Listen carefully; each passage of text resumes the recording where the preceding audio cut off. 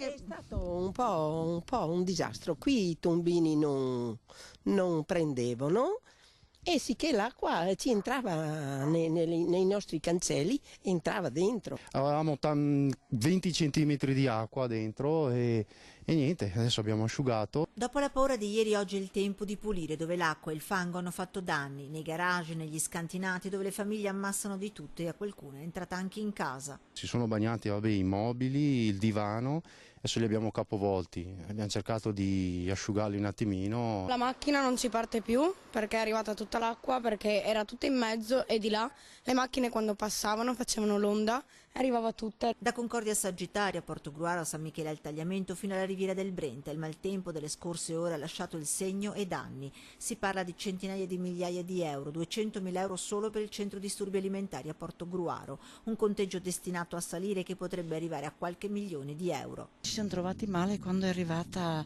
l'acqua che veniva giù da questa parte, perciò ci siamo trovati male. Ho fatto in tempo mio figlio da prendere un po' di sacchetti di sabbia e abbiamo tamponato così. Questa via qua è stata tutta qua, da qua fino al fondo, diciamo, dove c'è la ferrovia. E tutte le case qua adiacenti, insomma, c'è chi è dato peggio di me.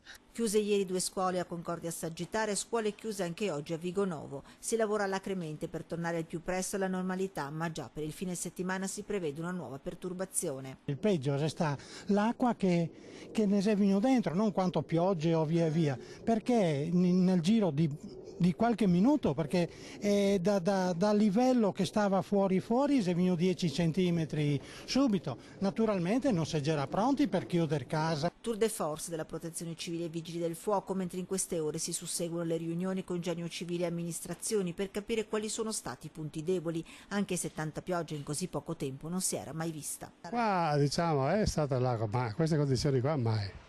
Mai.